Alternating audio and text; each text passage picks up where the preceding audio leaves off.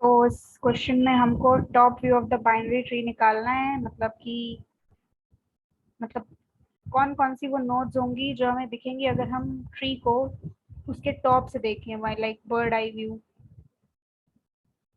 तो अगर हम लॉजिकली इसको सोचें तो हमारे पास क्या होगा।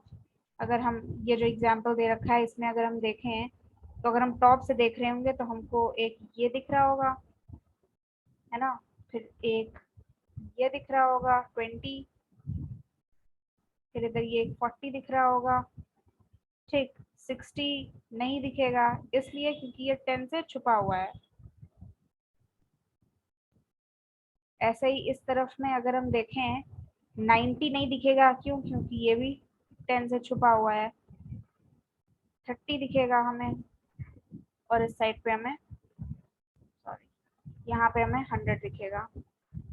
ठीक है। और हमको लेफ्ट टू राइट, मतलब from leftmost node to rightmost node हमको प्रिंट करना है आंसर। तो इसलिए 40, फिर 20, फिर 10, फिर 30, फिर 100। तो बेसिकली ये हमारा क्वेश्चन है। ठीक। तो अब उस केस में हम क्या करेंगे ऐसा कि हमको सिर्फ ये टॉप एलिमेंट्स मिल जाएं। अब हम जब पहले राइट व्यू या लेफ्ट व्यू करते थे उसमें हम क्या लेवल्स देखते थे, मतलब एक तरह से रो। लेकिन यहाँ पे हम क्या, हम ऐसे ऐसे देख रहे हैं ना, टॉप टू बॉटम। तो कुछ अगर हम वैसा सोचें, टॉप टू बॉटम में क्या मतलब होता है, कॉलम मतलब होता है, मतलब वर्टिकली हम देख रहे हैं, राइट। तो हम इन लेवल्स की जगह, लेवल्स के साथ साथ एक्चुअली अगर हम उन वर्टिकल नंबरिंग्स को भी फॉलो करते चलें, तो अगर हम देखें, अगर हम मान लेते हैं कि ये जीरो है ना। अगर ये जीरोथ कॉलम है एक तरह से, अगर हम इसको कॉलम माने, ठीक। और ये वाला कॉलम क्या होगा, -1 होगा क्योंकि ये इसके लेफ्ट साइड है ऑब्वियसली। फिर ये क्या हो जाएगा, +1। 0 + 1 मतलब नेक्स्ट कॉलम है, ठीक। फिर अगर ये -1 कॉलम है तो ये इसके लेफ्ट साइड है, तो क्या हो जाएगा, -2। -1 के इस साइड क्या है, 60 है, मतलब -1 + 1 0।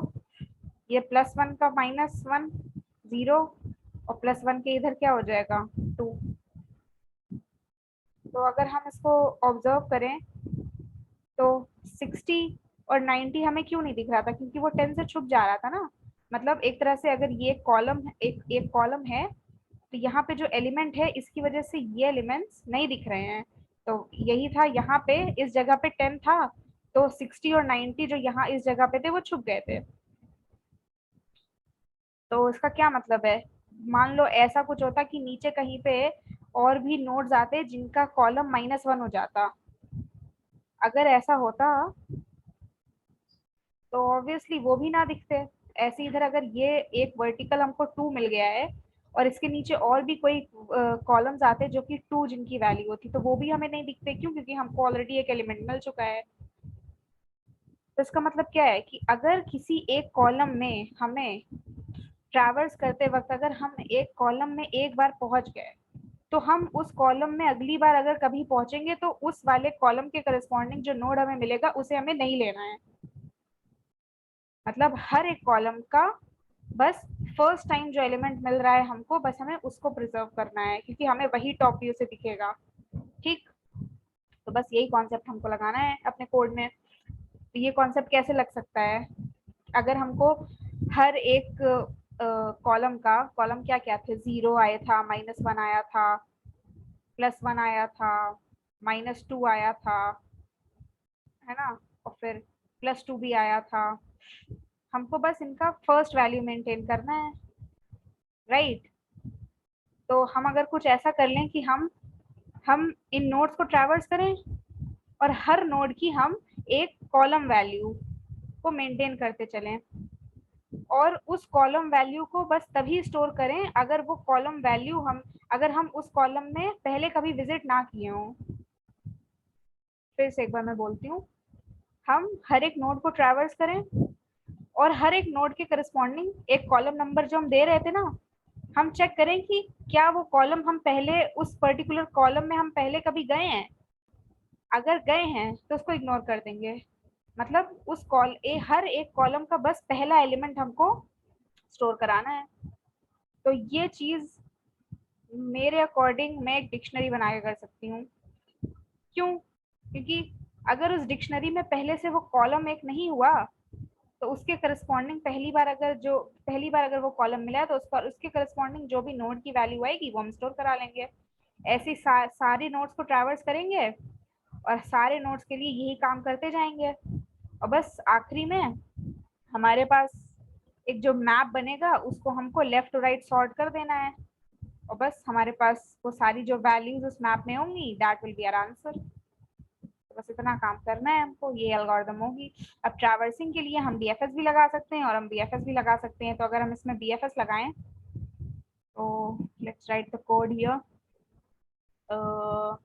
First of all we'll have to import some things from collections import dq, क्योंकि ऑब्वियसली अगर लेवल ऑर्डर ट्रैवर्सल है तो हमको एक क्यू की जरूरत होगी जिसके लिए हमने कलेक्शन से dq मॉड्यूल को इंपोर्ट किया है।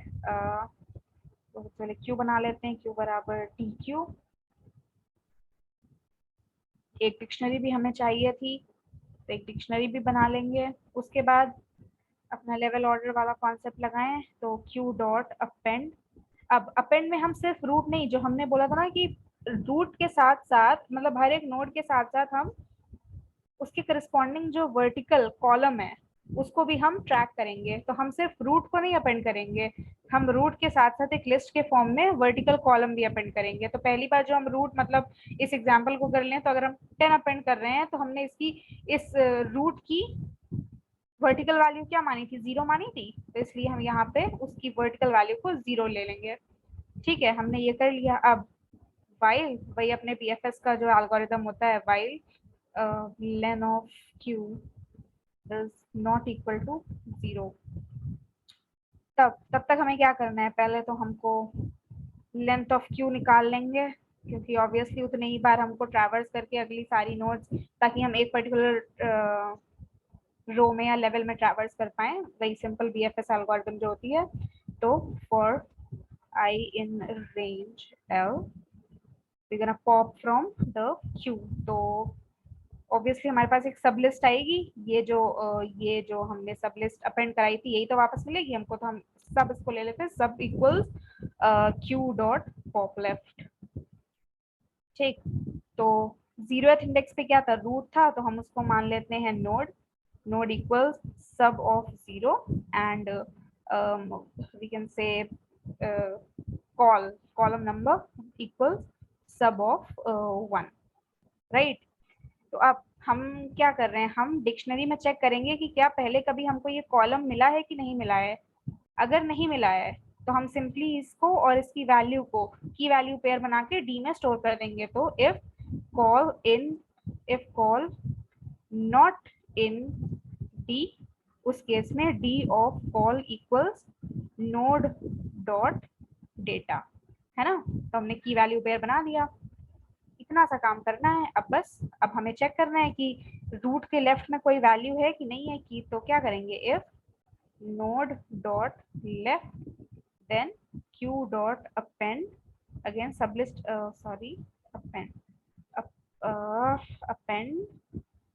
Append node dot left comma.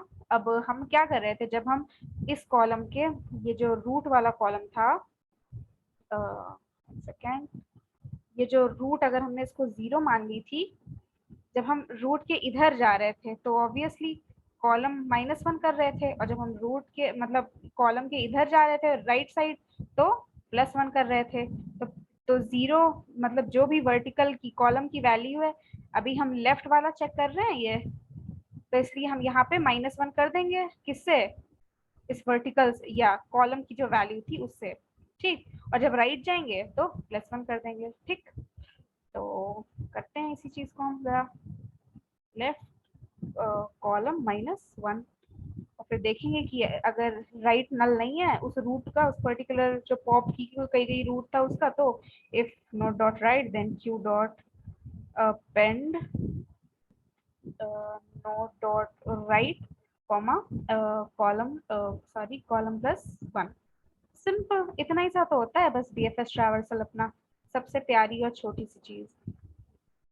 तो बस इतना करने के बाद हम सॉर्ट कर लेंगे अपने डिक्शनरी को, क्योंकि डिक्शनरी में जो भी वैल्यूज गई होंगी, पहली बार 0 गया होगा, फिर -1 गया होगा, फिर +1 गया होगा, फिर -2 गया होगा, लेकिन हमको किस फॉर्म में चाहिए, माइनस माइनस लीस्ट मतलब लेफ्ट टू राइट चाहिए ना सिंपली। तो हम उसको सॉर्ट कर देंगे on the basis of keys, और कीज क्या है, कॉलम नंबर है डिक्शनरी में ना। तो सॉर्टेड डी डॉट आइटम्स, तो ये जो D dot item sorted D dot items किया, ये कॉलम नंबर मतलब जो कीज हैं उनके बेसिस पे सॉर्ट कर देगा। अब आर जो हमें मिलेगा वो टपल के फॉर्म में मिलेगा। तो अब हम क्या करेंगे, फॉर आई इन आर। अब जो हमें अपने रिजल्टेंट एरे में क्या डालना है, कॉलम नंबर थोड़े ना डालना है, उसकी वैल्यू डालनी है ना हमें।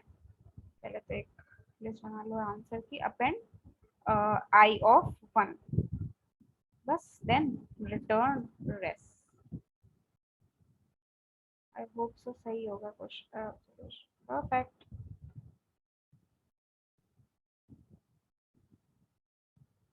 ये डन, इतना ही था ये सवाल।